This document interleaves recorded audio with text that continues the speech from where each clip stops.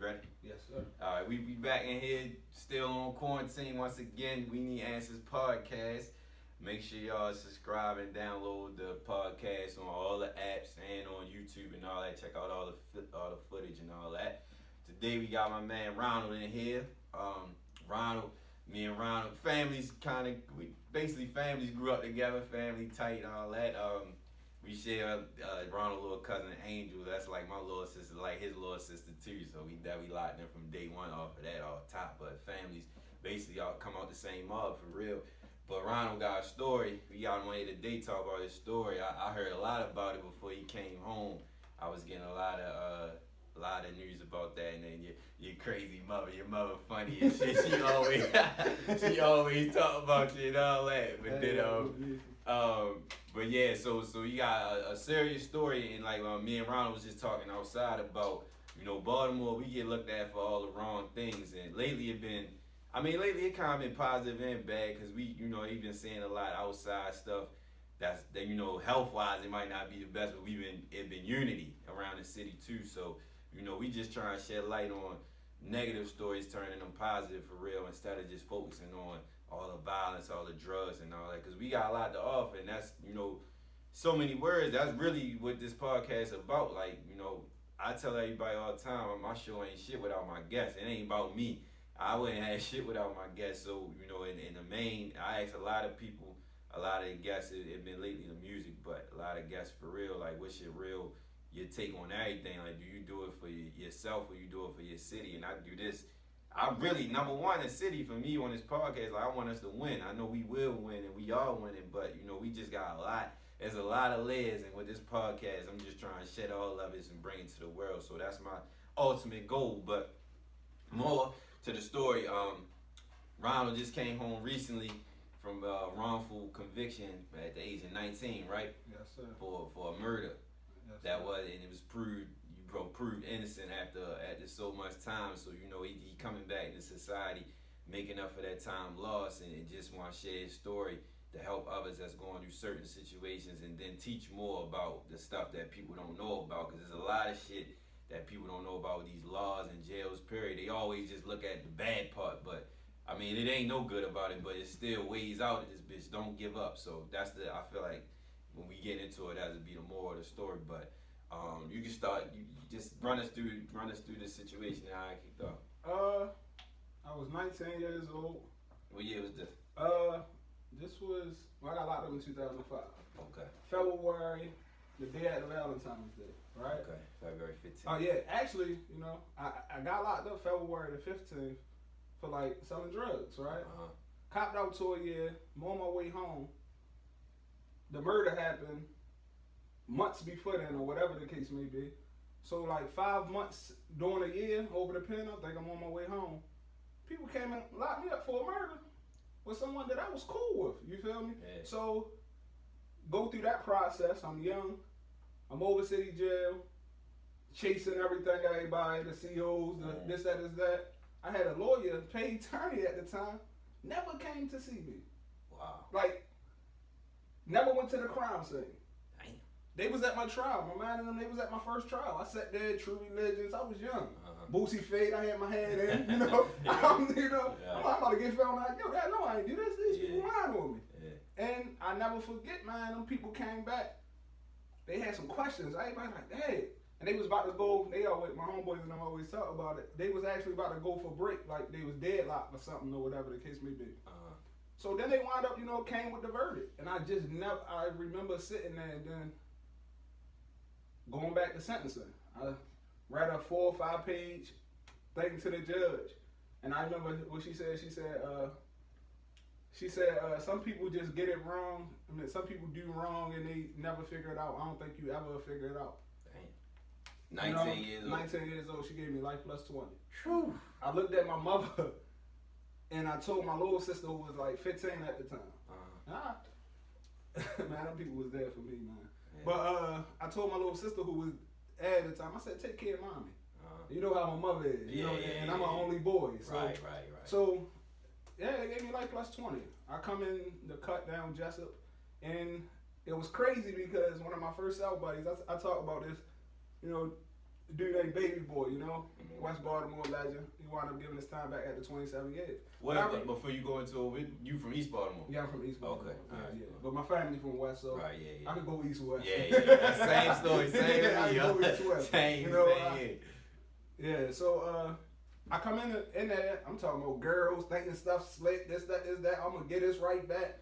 And Yo showed me his procedural history. Like being denied. I'm like, Yo must ain't had no money. And then I get to see him really like what he 15 for a lawyer, where this man might have dropped like $70,000 on lawyers and still being denied. And I'm looking at this stuff, I'm like, how they gonna keep denying? And I understand the issues now as I'm building up a little longer or whatever. Right. So he was still fighting, and he had this thing. He said, "Get out of prison or die trying."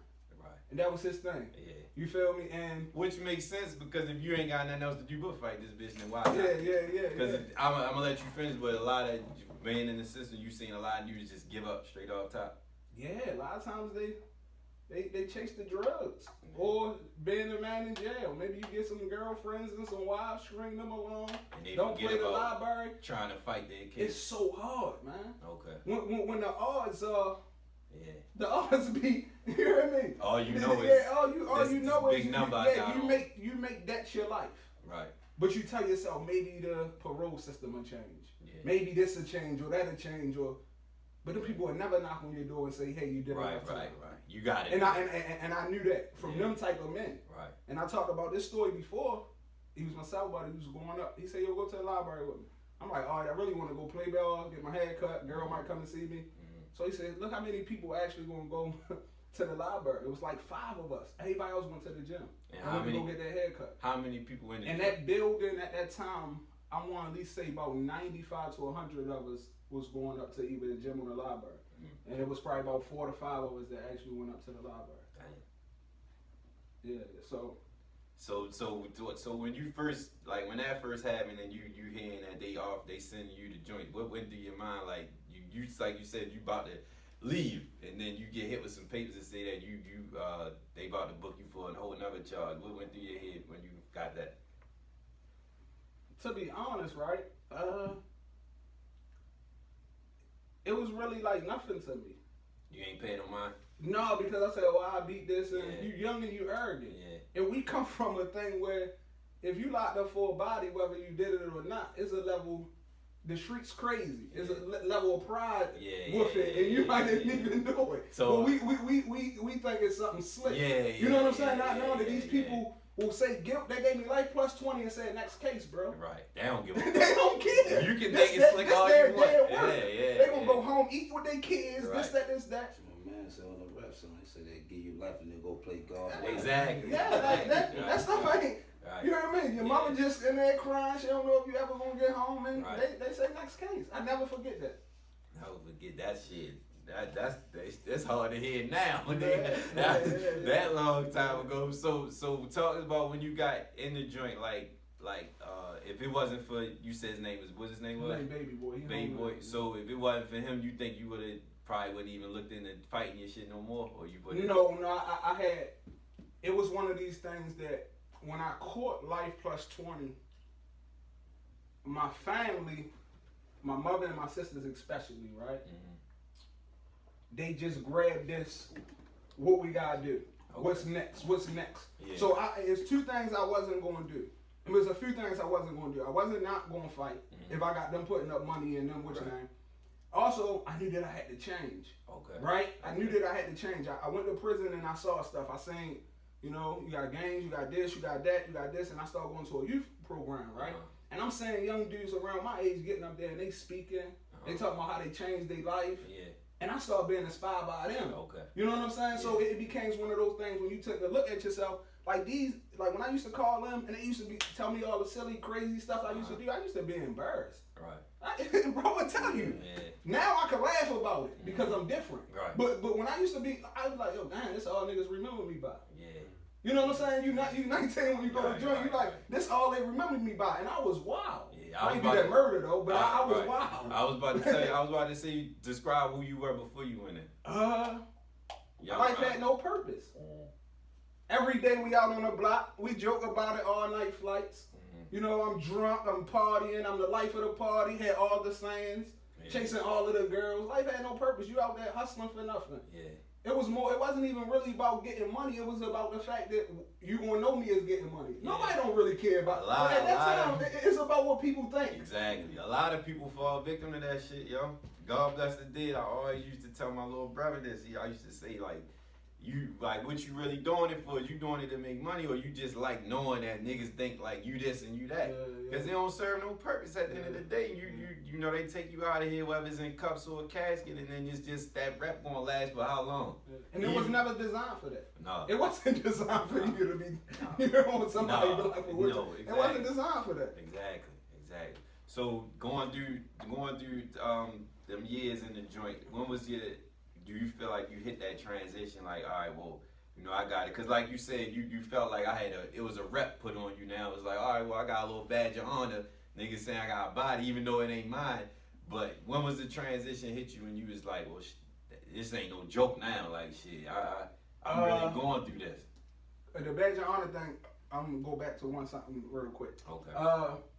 Actually, because I've been getting locked up since I was a kid and stuff like that, I wound up taking a gun charge for the neighborhood, thinking you sticking to the G code, whole time you messing up your record. Yeah. So I was like 15, 16 in adult prison before. Okay. So I did maybe 13 months. I did 13 months. I came home and it was, I had my little muscles, everybody. It was like, yo, yeah, you know. People show you love. That's the love, yeah. The whole time, look what I'm being. The love that we think we want, that ain't really the He actually said in a song, right? It's one of my favorite songs. He say, they told us if we go to jail, we'd be respected. Yeah. You know what I'm saying? And that's how I felt coming home, 17 years old. Yeah. Like my homeboys, they been a hickey and stuff like that. I was walking the big girl. Real joke. Yeah. The whole time I got a record now, right. But I'm looking at it as something I did something slick. Yeah. But your question was, when in the joint? When did you really when did you realize that? I know you said you seeing all the younger dudes do that, but what point of your bid did you realize, damn, this shit really was 2 times. One time, man, free trouble, man. My good Muslim brother, man. Mm-hmm. And we was sitting on a tier down Jessup, right? And I had to push one of the Muslim brother, older brother. He died. May Allah make his grave spacious. So I was pushing him, like, to go get his noodles and stuff like that, because he's in a wheelchair. But that next tier is like a senior citizen home, right? So when you're around these dudes and you know that these dudes been out there for 30, 40 years, they let you die in here, bro. Yeah. You know what I'm saying? Like, this man can't harm nobody no more ever. Man been down 4 decades. So when I did that, man who was talking, I said, yo, look over there, yo. Our next tier is the senior citizen home. Of young men who went to jail that they 50, 60, 70 years old now. Some of them barely could walk. That's why they got dudes to push them around the prison. Right. So that was and when I lost my first appeal. Okay. I got denied 7 times, bro. 7? I got denied 7 times. So walk us through that process, the appeals. How does the appeal work? Okay, so when you first go in the system, anything, your first trial, anything your lawyer objected to, if he preserved it, then the Court of Special Appeals may review it, right? They denied mine. Right? So I tried to appeal that. They denied that. So then I filed something that's called a motion of new trial under new discovered evidence. Okay. Right? That's when I'm saying, you doing this yourself? No, I had lawyers. I had lawyers. Okay. They made sure I had lawyers. Okay. So I go back and reach out to my first trial attorney, the one who had my first trial. Like, hey, yo, you ever had this information about other suspects and stuff like that? He said, no, I never had it. So we paid him again to file a motion. Wow. To file a motion. Yeah. So then he go in there. The judge and the state's attorney proved him that he had it at the time. Mm-hmm. So you know what he told me? I must have looked all through the discovery. And they just don't give a fuck. So the state's attorney give you a pile of evidence like this, right? Yeah. You never come and see me. You never come and see me. You never went to the crime scene so people could describe whatever they want to describe. You don't even know how. You going off of the pictures that they present, right? But you tell me you got a stack of piece of papers. You getting paid about $15,000, and you miss a piece of paper that talks about another suspect. It's bullshit. And my life on the line though. This ain't a drug case. Yeah, like the penalty is life. Yeah. You feel me? So they don't take it serious. Right. They don't take it serious. They don't give a fuck, and they don't think we can give a fuck enough to charge that. So if they throwing niggas away, it's like they ain't gonna say about. But out of 100 people, how many you think gonna try to really fight they shit and try to get home? Like while they in there? Found guilty? Yeah. Like on it. Like how you was? Probably like out of every 100, maybe 10 or 15. Right. So if you got 10 or 15 out of every 100, they gonna keep pushing until a nigga say, okay, I'm gonna fight this one. He can slide through. He can slide through. But then the rest is like, 'cause they don't really give a fuck. And like you said, at the end of the day, it's really, to me, what I'm hearing is it's painting a picture to really show niggas like you really gotta know what you're in for. I will say this though, because I got I don't have like problems with police in general. Mm-hmm. We live in the city. They got what's your name? Mm-hmm. But I do believe in something called integrity over convictions, right? Okay. So it's more one of those things like, some people might not like Marilyn Mosley or whatever. I personally, because I've seen her when she seen that Patricia Jestemy messed up certain stuff. I seen her get on that stand and exonerate guys to make sure they got their money and everything. So I admire someone like that. I understand her job is to do what she got to do. But this lady, since she been in office, I know a lot of people where she got an integrity unit down there, where her lawyers, innocent projects and stuff like that, they go down there and they go through stuff. If you bring something to her and it wasn't right, they gonna look through. That wasn't going on before her. Right. So I really salute. I know her job is to make prosecute or whatever, but I salute her. Right. But my problem is that in Baltimore, and this has been for decades, if he got locked up right for some drugs, right, they would ask him, you know anything about guns or murders, right? Yeah. Right? Yeah. Now at this time, for him to get out of his drug charges, all he gotta do is say he's saying he do something. Oh yeah, right. So you want to it don't matter what you did, just throw somebody else. You know what else also my lawyer never presented? What? The dude who said I done it, before he said I done it, the night of the crime, the dude said the shooter name was Bird 6 feet. That didn't come out till my second trial, bro.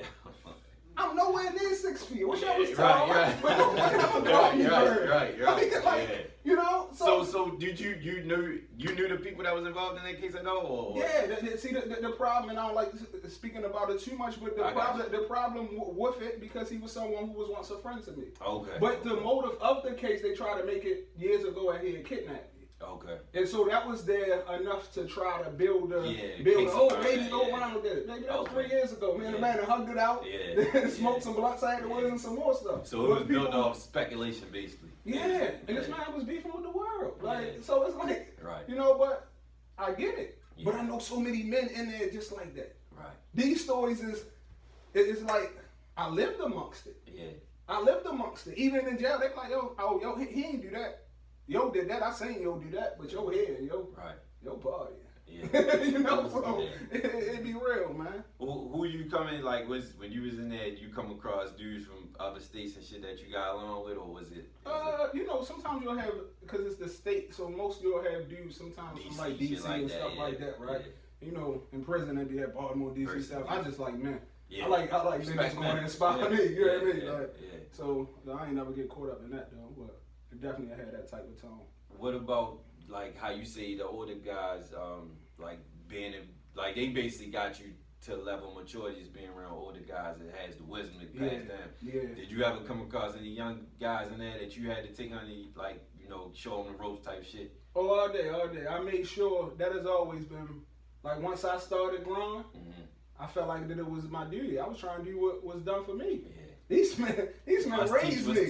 Yeah, man, these men raised me. Yeah. So anytime I seen young dudes coming in there, whether they was going to join something or whatever the case may be, it was important for me to try to tell them, yo, what's important is trying to get home back to your family. Right.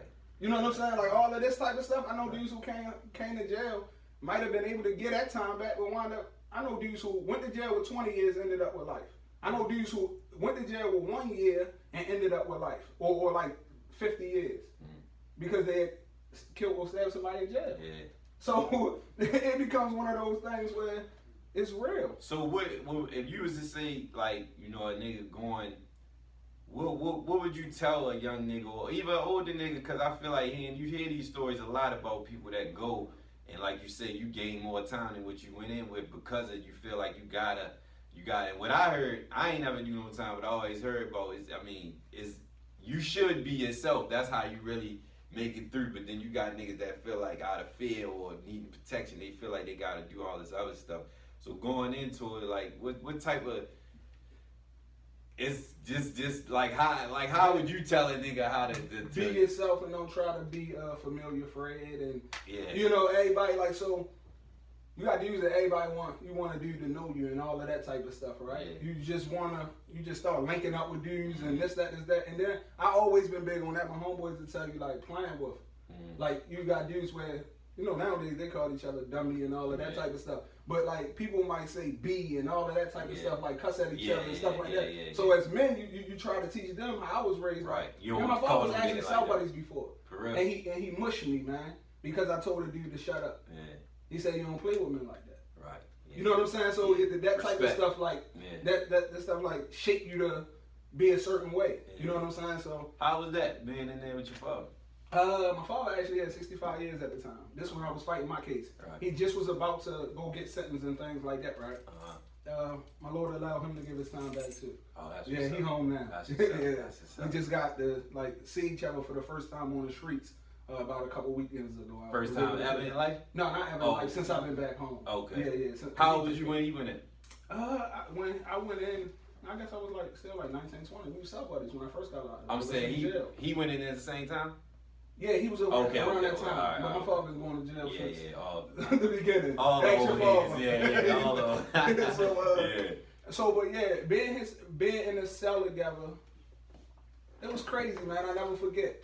The night he was going to go get sentenced because he wasn't going to come back there to get 65 years. I was on the top bunk, man. He was smoking and stuff like that. So he like, man, I gotta go to sleep, man. I gotta get up tomorrow, go to court, go get sentenced, and this, that.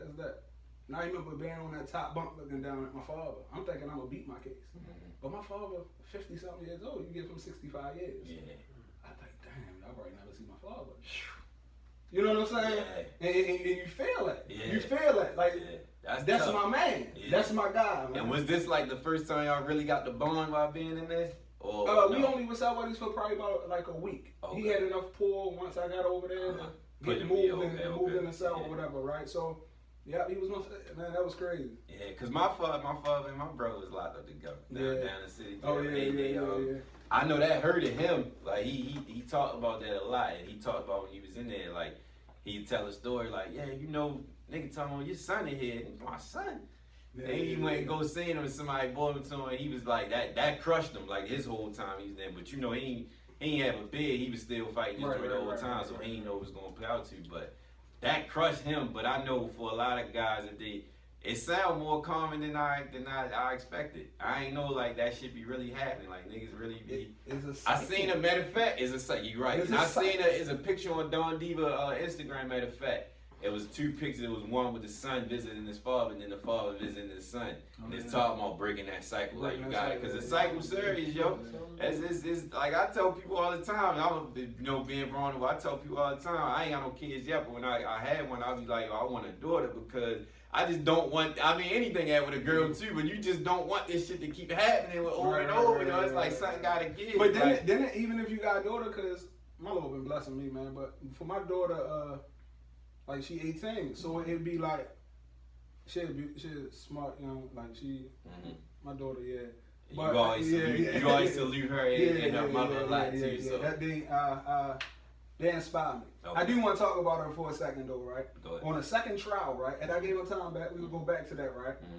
But everybody in my family was scared, right? They was more like they gave you life before. Yeah. So the people was offering me life or suspended before them. They wouldn't just cut me loose. Even though the victim, mother and sister and family said, I believe this man innocent, let him go. They still wanted to make me have to go through the ringer again, right? So I'm going through a trial and I see my mother and everybody there, right? My mother crying the whole trial, bro. And I knew that if I got found guilty again, it would kill my mother. Yeah. But I also knew that if I copped out with 40 years, I would have had to do like 13 more years. My daughter would have been 31. My mother age, I don't know where she would have been at in 13 years from now. I had to get home to my family. And I studied my case enough to know, not this time. And I'm testifying this time. Right. I'm going to tell you where I was at. I'm going to speak about everything this time. I'm going to talk. Last time I let the lawyer run the show. Not this time. I educated myself, bro. we doing it my way. We doing it my way. You feel me? And my daughter was the one throughout the whole trial. And before when first time 18, she came to see me like by herself or whatever. Okay. And I told her the whole case. And I said, what they do? She said, don't take nothing. Okay. She said, we going to trial. That's what's up. I know that made you You know feel what I mean? good. Yeah, man. And when they said not guilty, I never forget. I'm leaning like this and I did like this. And they said, first degree murder, not guilty. And then they said second degree, not guilty. At that point, my body went numb. Yeah. It was over. It was unreal. It was over. Yeah. There's nothing else you can do. Yeah, yeah. You lost now. Yeah. You lost now. Yeah. You know, and it wasn't even, I wasn't even bitter toward, like the state's attorney who had the case, he never even wanted to take it to trial. Okay. That first day that my bro and them was there, the judge said, I really think y'all wasting my time. Didn't he, bro? He said, I really think y'all wasting my time. You know, and then, like for my daughter, when I was leaving out, when my mother and everybody was crying, I said, justice comes from God. And I told my daughter, thank you, man. Yeah. Because she the one who... If she didn't tell you that, you would have went with whatever she said? And my daughter told me to cop out to probably that 35, meaning I would have had to do like 10 more years, I probably would have did it. Yeah. I probably would have did it. That's It. beautiful. She told you. Yeah, she was like... That's what's up. And she told me this. I said, you ain't scared? She said, no. She said, God wouldn't take us this far. She said, God won't take us this far. That's beautiful. You feel me? Like, so what it sounded like, you had a hell of a support system in that bitch. Like, oh yeah, I don't know how I would have been able to do it without. Yeah. Like even coming home, I got a great support system. Yeah. You know, like it's different coming home. I was 19. I was a kid when I left, man. This whole 34 world. now? I'm 34. This whole world. Everything's different from what I remember. What's the biggest difference you seen when you touched down? Like, damn. Like, probably drugs. The impact of it? Yeah. Okay. Because I was out in the mountains. I was in Cumberland, a maximum security prison where drugs happen. But it was my aha moment when I came back. Because when you get time back, you gotta go back through central booking. And when I went through central booking, I seen dudes my daughter age taking meth. Yeah. And that I'll never forget. I'm sitting on my bunk and it's cleanup time. I said, dude, 18 years old, nodding like this. I said, dude, like that, like 60. Both of them nodding. And when I saw it, bro, I broke down crying. Yeah. Definitely. And they start dancing and stuff like that together. And he teaching him that that's okay. It's like, what you doing?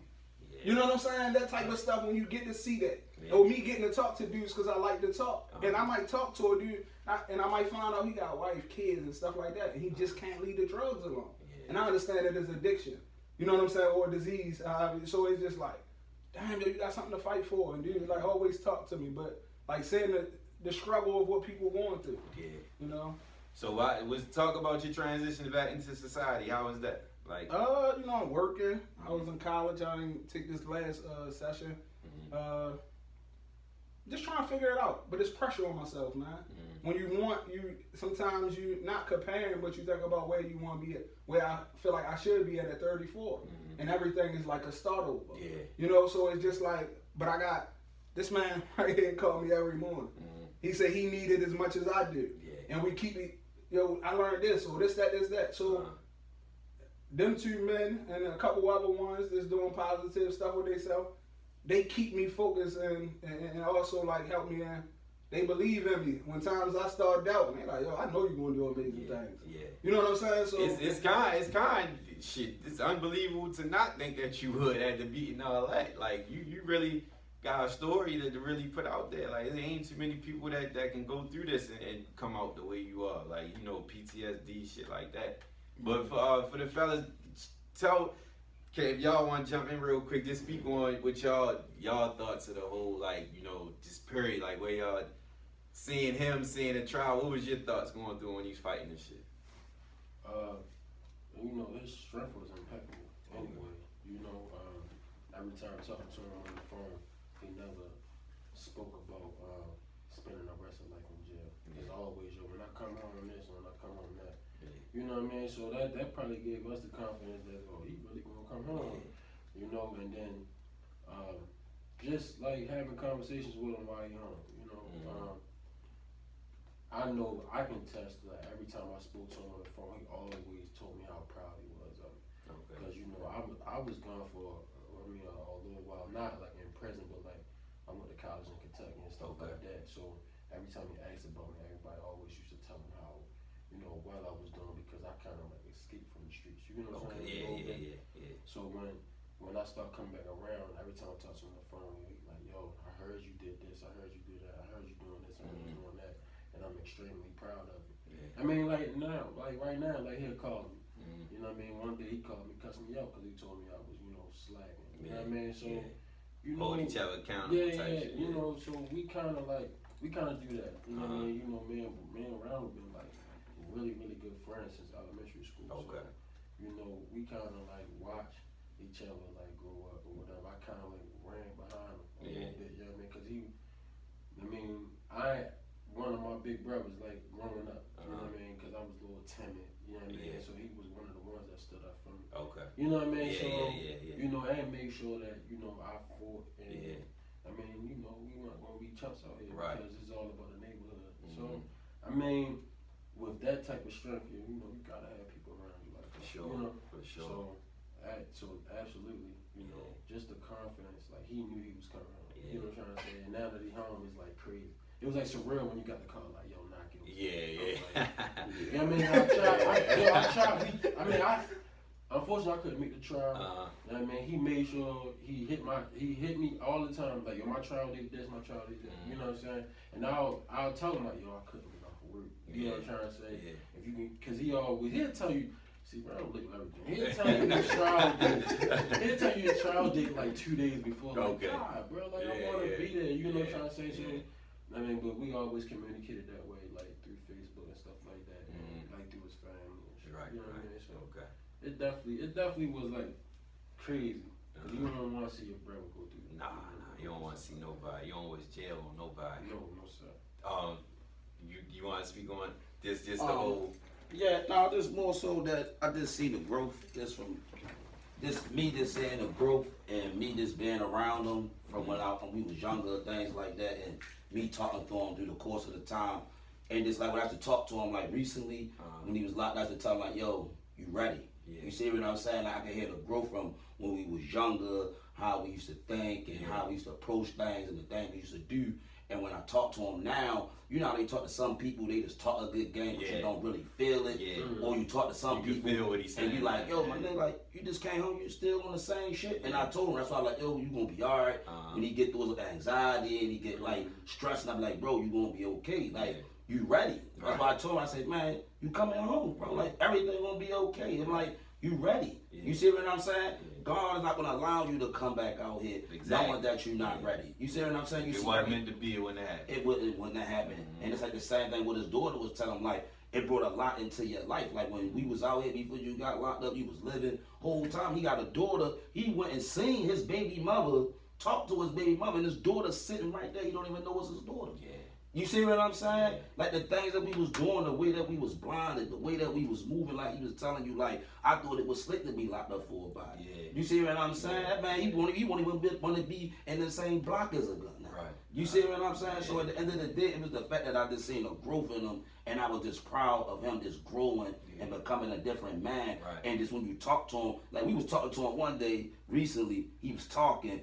He was trying so hard not to cuss, he couldn't even express himself because he just couldn't talk without cussing. You see what I'm saying? Yeah, just changed his whole lifestyle. Yeah, he just changed his whole lifestyle and like the way that he just think. And it's like, I'm proud of him and I like it because the temptation of, I can go back to doing this, I can go back to doing that, but I'm going to struggle even though it's harder, but I'm going to go this way. You see what I'm saying? And I'm going to make it, and that's just more so why I'm like, I'm proud of him, and that's like a good reason why he's back out here.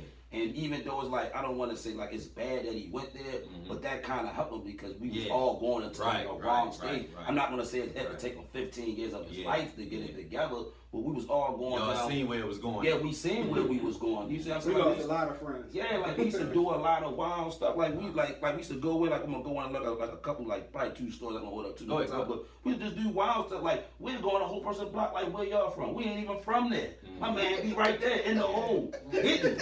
Like you right there. Ask you how many you want. You see what I'm saying? We should just do wild stuff like that. And damn for somebody to say something. Yeah, and damn for people to say stuff. We used to steal these people cars, ride around, jump out, beat people up, rob them, take their money. Like we was just doing all types of stuff. You see what I'm saying? So it was just more so just the growth of knowing that we were hustlers younger, but we hustled drugs. Now we're hustling something else now. Now we putting this same hustler ability into building something that's going to really stand. Right. We're not building a repetition for the streets. We're building a repetition for our kids. We're building a legacy. So the fact that though that my man, his way, his mind is, and he's willing to change and really fight through the temptations, I'm just proud of him of that. Yeah, I can just say that. You know, and it's crazy because when he came home, it was like he didn't have confidence.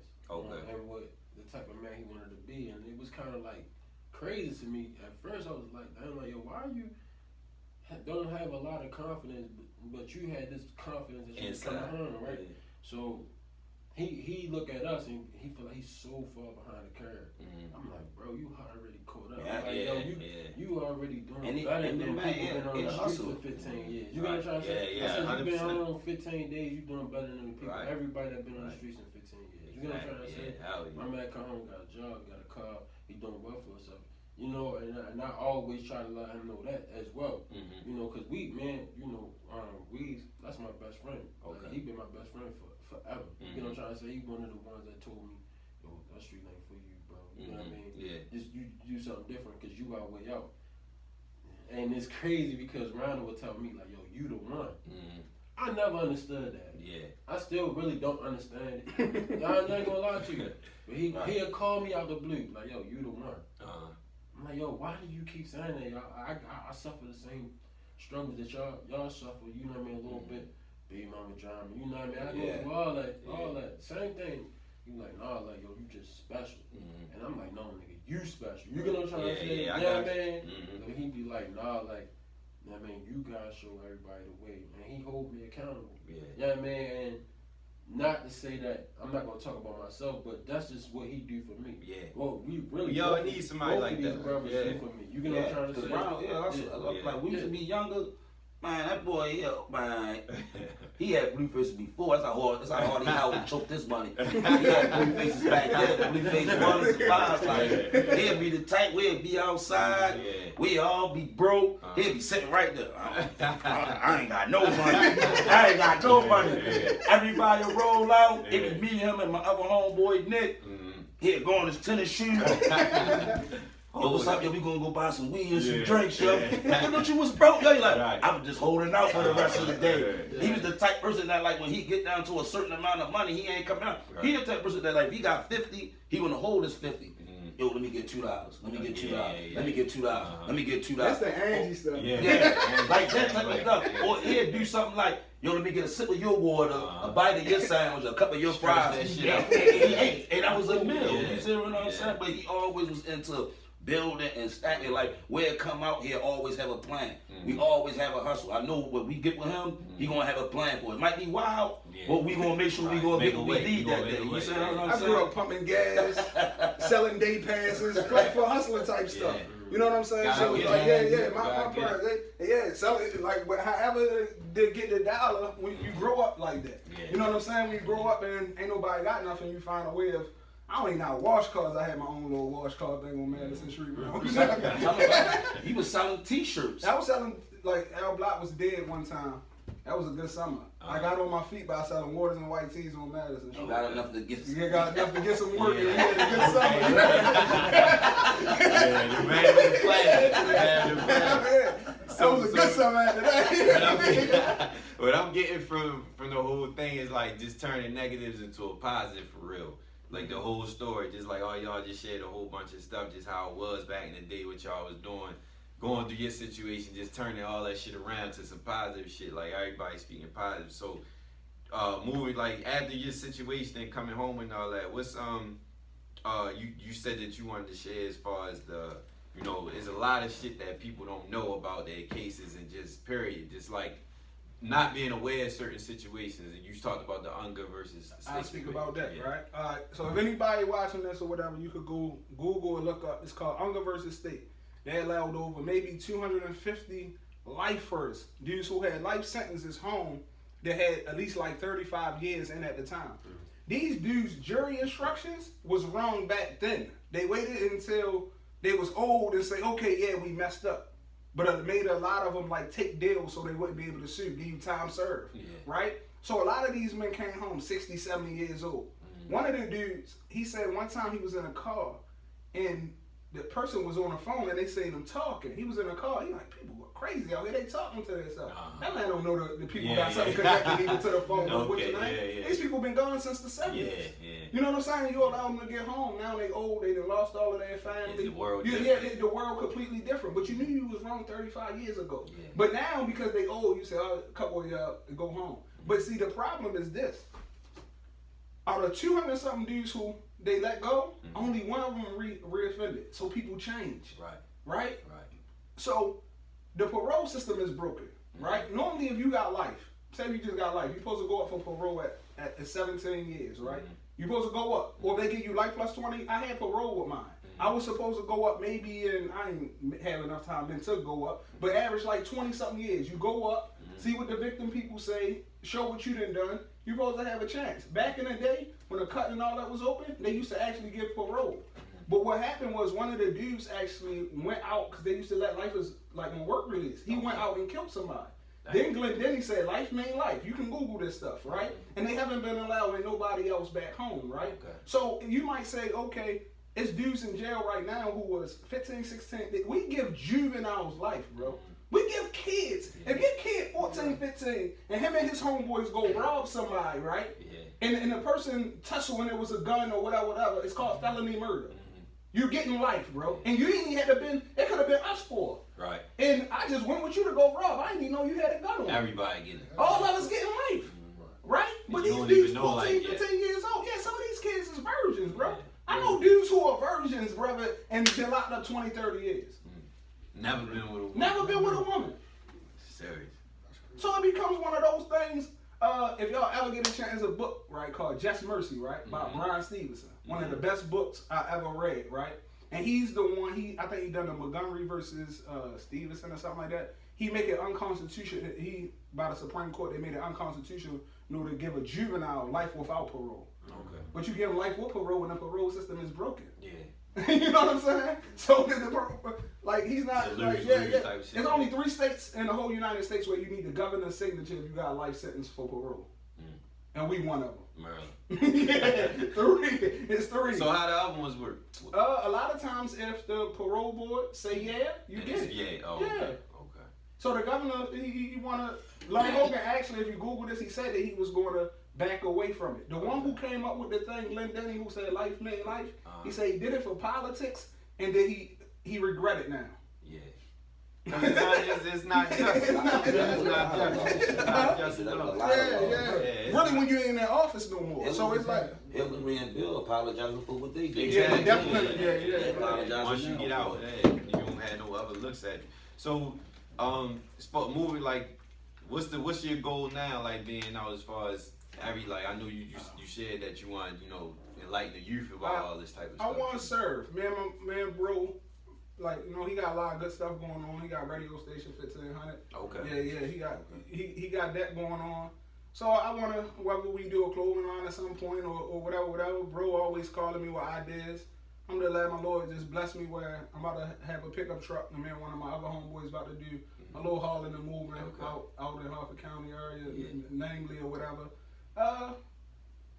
And I also want to serve, even if it's community service. Like fortunately, I was able to speak to Stokey, and I also was able to speak to Uncle T. Uncle T called me down there one day. Okay. Well, I called him, and we set up a meeting. I went down to his office, and I got goosebumps, man. Yeah. Seeing pictures of all these little kids that had lost their lives. Yeah. Right? He got it all on the walls.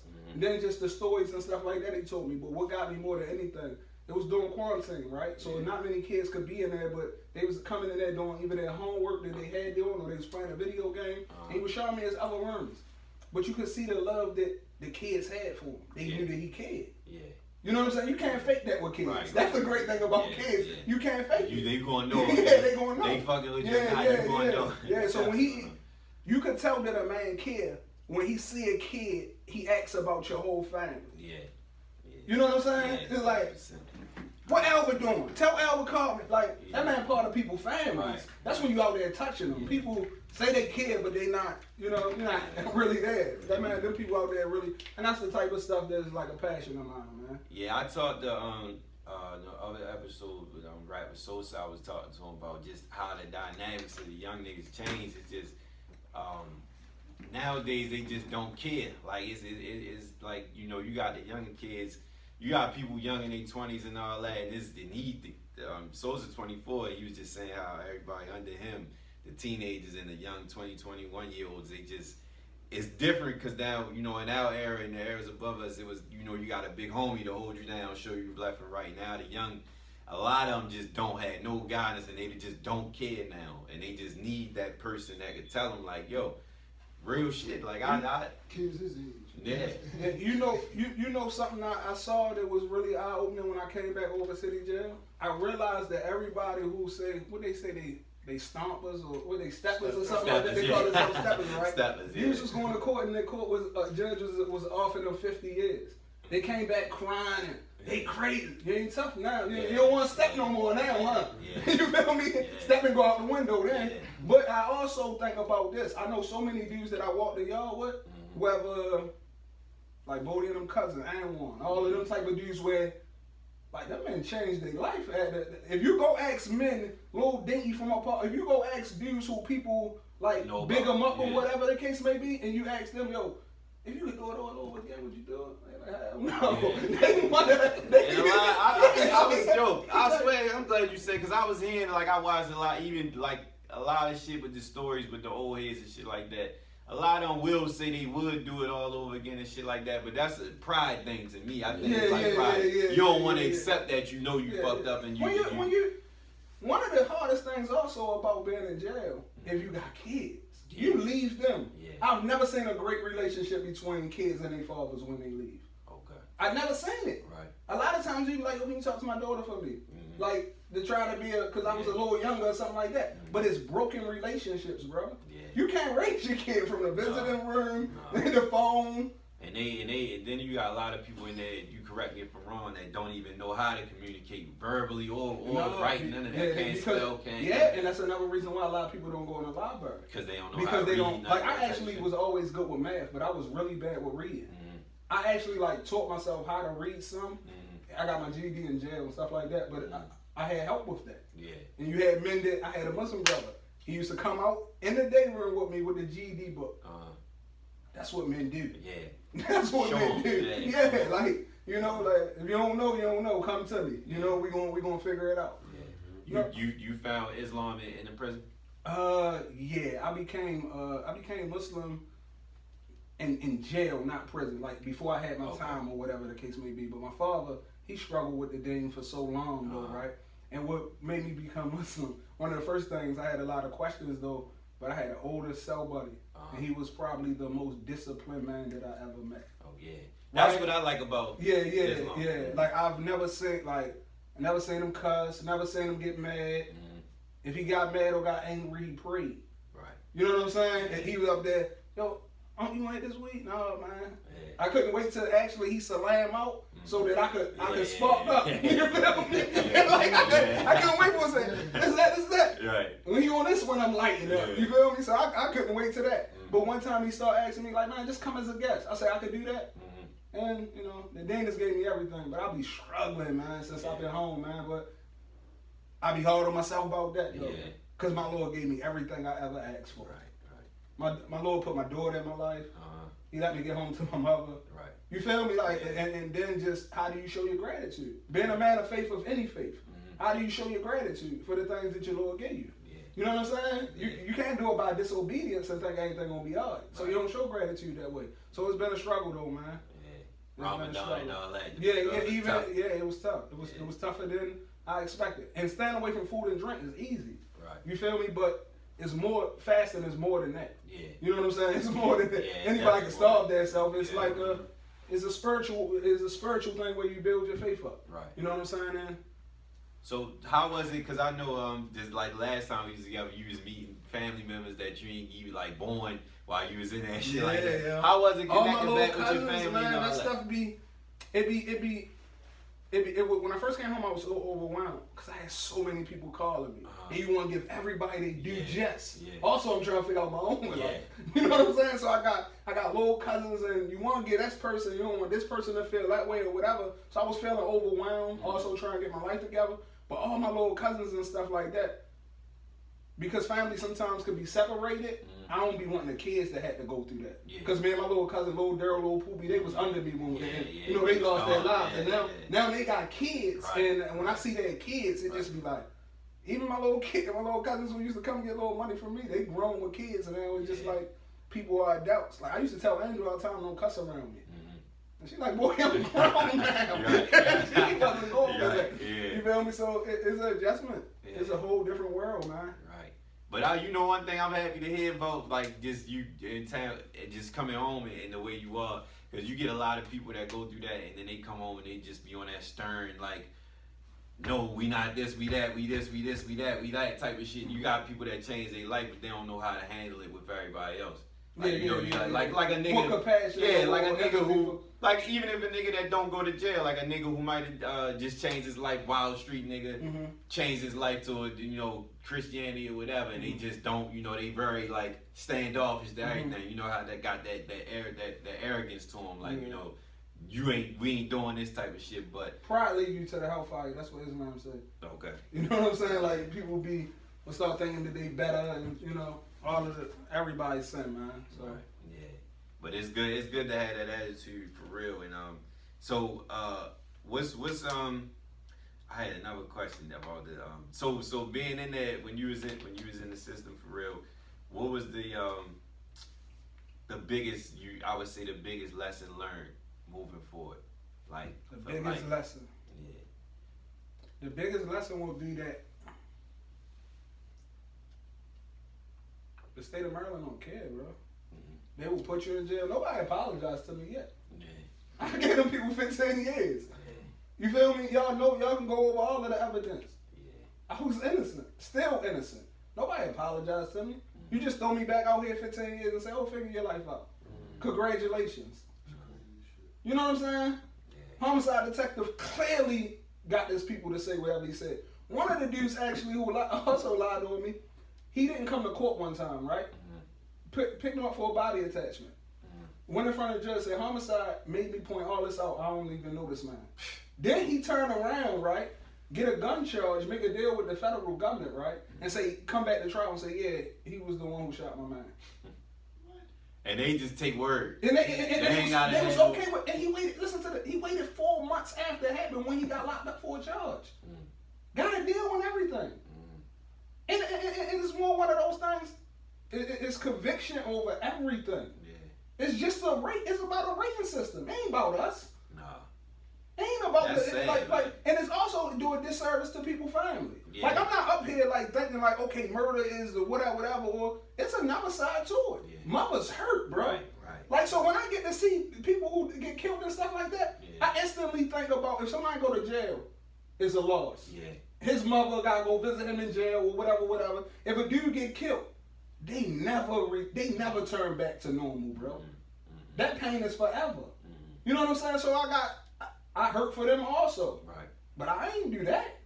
You know what I'm saying? You ain't gonna take that. Like, so go ahead. No, go ahead. So you before you had a positive attitude about everything, did you hold a grudge against the people on the case that they threw you on? Was you like, you know, on your no, I never really like.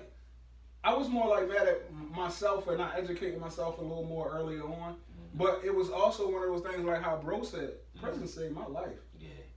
Because prison saved my life. It was no way. They used to always tell me, my nickname's Scone. They said there was no way you would have made it out here. So I know that prison saved my life. I don't know if it needed 15. But it's really, but and we won't wrap up soon, but it's really sad that. And I think what your message is, and what I think you should definitely go for us with your story is just for the people and the kids that have to realize you don't got to go through this to learn that. Because a lot of people do got to go through prison and stuff like that to learn, but you know, there's other ways around it. We become a product of our environment too. So it's like, you know, a lot of people fall victim to all this shit because this is all they know. But at the end of the day, if you want more, you can get more. But, you know, now it's just a thing of realizing that you know, because a lot of people don't have the foresight to know what's coming at the end of the road. Because everybody, like, no matter small or large, big drug deal or whatever, nigga put in work. Everybody know in those games that at some point in time, you going to face the court system. Yeah, whether you get locked up, whether you sit for a minute and out, you going to do something. Yeah. So it's all about what's going to take a break you in them moments. But the thing is, and I don't know if it's well, it's very possible, I believe, but it's just to get into these kids early enough to let them know that you don't got to go through this to realize that. And that's the hardest thing. Like y'all was just saying all the wild shit y'all did, but and it, like you said, if you ain't go there, you might not have changed. But now that you know that now, you tell another nigga that you see going down that same path, you can let him know and just give him the foresight to see that, you know, you ain't gotta do that, because this is what it's gonna lead to. You might not get the break I got. Right. You might not get none of that. Yeah, so yeah. I'd like to what in closing, and then my conclusion to it, I got, and I live by this myself, but even more, it's easier to say you live more positive and just stay positive about things. It's easier said than done, especially when you're going through a situation like yours. Mm-hmm. But from moving forward, and I think what I got from this whole thing is just don't give up. Like, even if it's because you don't give up on regular shit, you know, quitting your job, your relationship, shit like that. When you up against life plus, and you don't give up, that's saying something.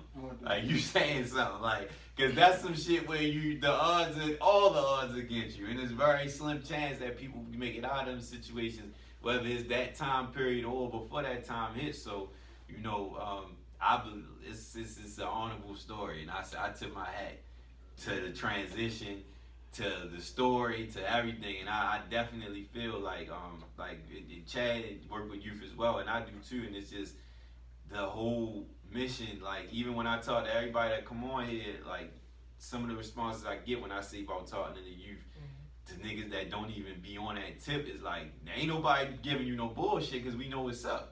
And like I see, one of my favorite quotes is, "You must teach what's taught." You can't let none of our young men fall down to this shit. Like, we just can't. Right, yeah, we just can't. We But can't do that.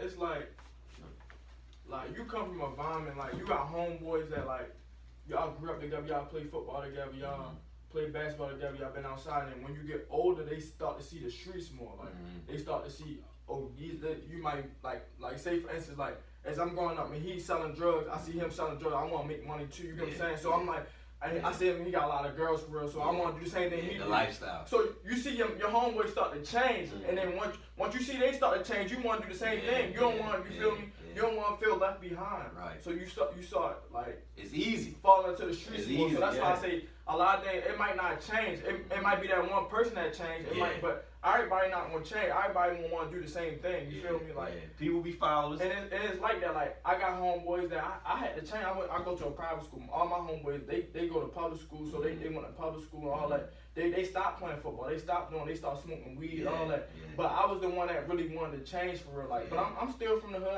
I still, you feel me? Yeah. I know how the hood can. You feel me? Take you under. Yeah. But I was the one that really changed for real like that. But I started to see, like, I had to. It's not like I didn't have love for my friends or not. I just had to keep my distance. You know what I'm seen saying? where it was going. And now that, like, I got a friend now, like my friend now that I got now, he respect me so much, like, he love me so much, cause he know where we come from for real, like, but we see eye to eye, but we see eye to eye different. Like, he's still in the streets for real, but He see where the streets, 100%. He see see where the streets leading him, but he see where you about to go at. Yeah, you get what I'm saying? And they like, salute, niggas gonna salute that. Niggas gonna take their head off and to somebody who's doing something it's different. kind of hard for me though, like, cause I ain't see my friend growing up to be like that, like, and I got friends that's popping pills, like, and we the same age, they popping pills. No, you get what I'm saying? Like, it like, and I just think back, like, damn, we was just playing football in the alley together. Like, we was talking about going to the NFL, and you talking about you in the streets, you asking niggas for $20 and all that. Like, we ain't never pictured, like, I ain't never pictured this for That's how it is. and I be like, dang, like, then it's like you praise, like, I ain't gonna lie, like, a lot of niggas, like, nowadays they getting praised to be shooters, like, like nowadays, like, all the girls want is, like, niggas that just tote guns, and, like, And don't get me wrong, like it is a lot of people out here that act crazy. Like you might do got. I don't got no problem like what you like. You toting your gun and all that. Like it do be people out here that act crazy and all that. But like it's not like you really need a gun for to protect yourself. Like if you really like if you get what I'm saying, like you know the key word of what you say is the girls. Niggas will do a lot of shit for these women out here. Like we change. It's for women. Let me take it back off of what you saying, yo, because I got a little similar like story than what you saying as far as like being in sports and stuff like that. So I'm like probably like one of like 5 people in our neighborhood who went to college for sports. You want to say I think me, Darrell, a couple of Deron, Kofi. I mean, so like we. Ellis. Ellis. Both of them. One of them in NASCAR. Yeah, Deron. Trying to get him on here. We talked about him. They from our neighborhood. Okay. I mean, I grew up with Deron. We watched Darrell grew up. So I'm one of the few, right? So we kind of like used to like people like doing like sports and stuff like that. And where I come from, you know what I'm saying, Madison and Bond Street, we kind of like keep people in line like that. You know what I mean? My friends wanted to keep me around just not for the simple fact that I could be doing the same thing they doing. They want to keep me around because they knew that I needed to stay on the straight arrow, the straight and narrow or whatever. You know what I'm saying? Every time I would suffer with temptation, you know what I mean, as far as like hustling and things like that. I mean, I did go and dabble a little bit, but I had friends that tell me like, "Yo, come on, bro, you they see like, the bigger picture." Yeah, man, you got a better situation or whatever. You know what I'm saying? Even when I was forced to go to another state. I mean, not really forced, but chose to go to another state. You know what I mean? That was like hard for me because I didn't want to leave my friends and things like that. You know what I mean? So, I say this to say this, yo. I say this. If your friends ain't supporting you, you know what I mean, on the positive things, yo, then they not really your friends. You know what I'm trying to say? That's because, what I tell my daughter. Yeah, they not really your friends. You know what I'm trying to say? Because I will never knock the hustler. I'm gonna tell you why, because I understand it, yo. I mean, I don't know. I think you probably the only one that was in our neighborhood that had a father. You know what I'm trying to say? I fought in our jail. Yeah, a lot of my friends, I don't even know who their father. Yeah, I mean, that's what I'm trying to say. We grew up together. Yeah, like, we grew up together. How your father? All we had each other. I mean, what you doing too. Whatever. I say this to say that. I mean, even though like Sony said his father in our jail, but he always talked about his father. You talk about your father, but his father died as a young age. I ain't had no father. All I had was my friends. And I mean, other than them two, I think everybody else ain't had no father either. So all we had was each other. So, when your friends, when you got friends that motivate you, that's gonna cuss you out, that's gonna tell you the truth all the time, you always want to cherish those people. Because the people I hang around with, I know my whole life. I mean, and I'm not even saying this to really be, hyping anything up. Like, I only hang with people that I know my whole life. And it's different now. You know what I'm trying to say? They get friends when they 25 years old. Like, we wasn't raised and like that's why it's good to get genuine friends. Like, people that's genuine. Because I just spoke on something on Facebook the other day about being able to take constructive criticism. Absolutely. So whenever you is with your friends and y'all sharing advice and telling them, you gotta be able to accept it and know that your friend is telling you something that's right, and he's not just hating and just outlashing his feelings at the moment. You see what I'm saying? So when you dealing with people, that's like even like my brother. I got a brother that just came home from with the feds. He did 12 years.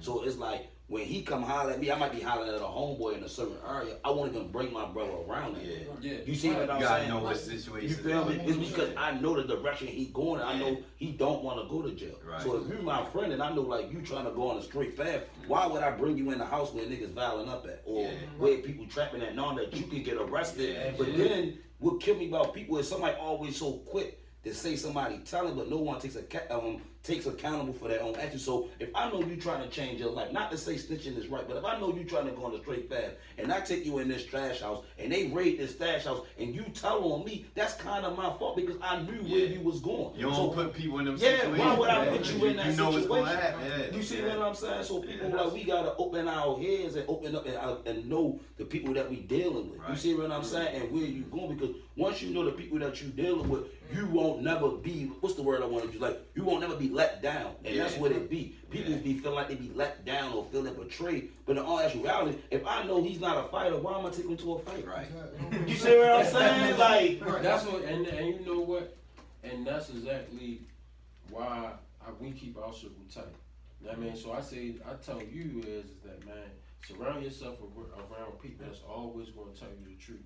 That's always going to tell you when you doing wrong, when you doing right. It's going to praise you and it's going to stay in your ass because that's important for the life you trying to have. But and that's why I like my hood friends that like. Cause they tell me stuff like that, like, bro, we ain't got to sit right here, like, we gonna find something to do, like, we're like, when my man Ronald, we'll go to the studio, like, we won't be like places like for me, you know what I'm saying, like, to put you in harm's way. and that's why all my friends are in the streets, like, so it's nothing for me to do for real, like, you know what I'm saying, like all my friends are in the streets, like, they don't do nothing I do, so like, so it's no need for me to, you feel me, like, I be in the house 24/7 for real, cause I don't do the stuff they do, you know what I'm saying, like, that's. All my friends are in the streets, like all my friends are like in the streets. You gotta think about your family. That's one set. That's this one set of my friends, but like that's where I live at. You know what I'm saying? Like not including my school friends. You feel me? We do the same stuff. We go out. You feel me? We talk to girls. But I'm saying like my childhood friends, like people. I'm like I know everything about. I go to his mother house. Yeah, we play the game. You feel me? We go to parties. All that. All of my friends in the street. Like we don't do the same stuff no more. Unless I go around and see what's up, you feel me? But we don't like my homeboys like they really love me for real, so they not gonna really put me in a situation. That's what it is. And that's why I respect them so much. Like that's why I really got so much love for my homeboy. They know like I'm really like they be like, yo, bro, you take it out, like bro, I really love you, bro, like. I wouldn't even put you in no situation like that. Like, you ever seen Wire before? You ever seen Wire? Defensive back. The crazy thing is like how you saying, you was the one. That's what I've been telling you since you was 8 years old. Yeah. So I said, shorty, you the one. Y'all ain't never see the Wire? The dude on the Wire, Dennis Wise. He had the dude down bad in the alley, about to shoot him, but he couldn't shoot him. Yeah. So they went back and talked to Avon and them. So when they talking to Avon and them, the dude was like, no, it was my fault, but Dennis Wise came out and said, I had him down bad, I could have did. Yeah. It's not in me no more. Right. You see what I'm saying? That thing that you got that makes you go, it's not in me. So what people gotta understand, there's nothing wrong with being a chump. Everybody's not tough. Everybody's not a leader. No, this the crazy thing. Everybody's not a boss. This the crazy thing about like, I swear to God, hand to God, like, I swear to God on my life, like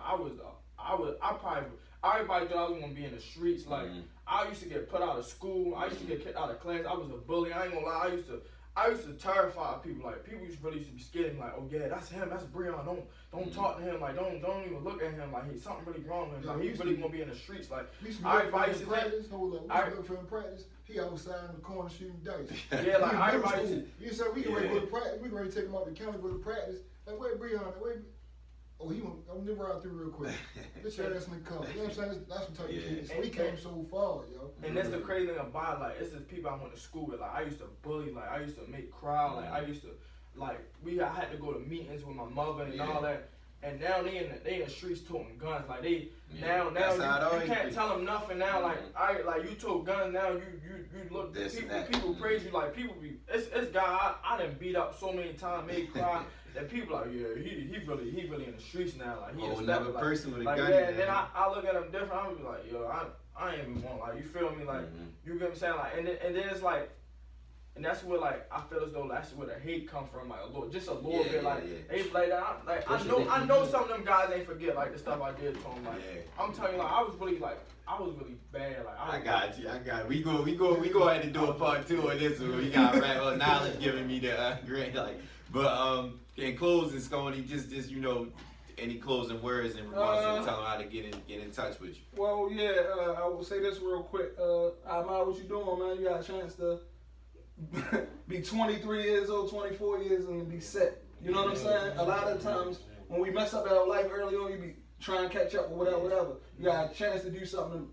And I wish I knew a little. People always say that. I wish I knew what I knew back then. But you know what I mean? Like at that age in your youth, man, like they dying out here young, man. So continue to do what you're doing. Yo, don't get temptation. Man, it look good, man, when people really do what they supposed to do. That's why I tell dudes like him who went the other route and did the which name. I admire him. I don't mind no shooter. Anybody can shoot a gun. Yeah. I don't true. steppers and this, that, I admire dudes who doing it the right way. Like I admire what you doing. Yeah. You feel me? Like they the type of dudes I want to be around. Yeah. That type of stuff give me goosebumps. You talking about you can't call me talking about drugs or guns or nothing like that. I done that since I got on the porch when I was 11. I ain't none of that new. Like ain't none of that new. You can't take none of that's new. None of that's slick to me. You feel me? None of that's slick to me. Like you open up some businesses or you about to go play football or something like that, this, that. You about to have a chance to, if you take your craft serious, you got a chance to change your whole family life. Yeah. For generations. Right. Exactly. Like generations of wealth, man.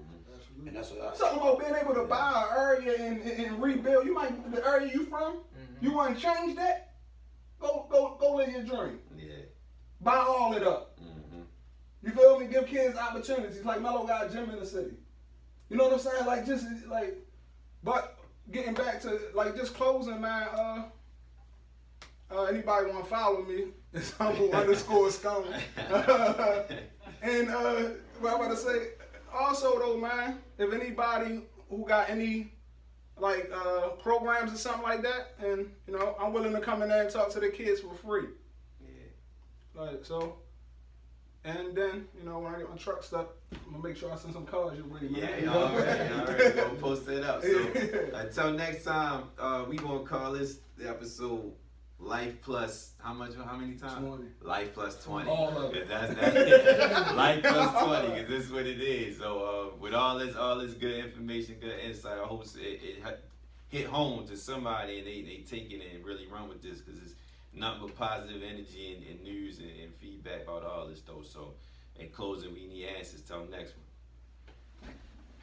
Appreciate that, I just man. want to say that shit was really a blessing for me, because when I called Moot, hitting him up, like, Yeah. I'm coming down. Right on time. So you know what I'm saying? So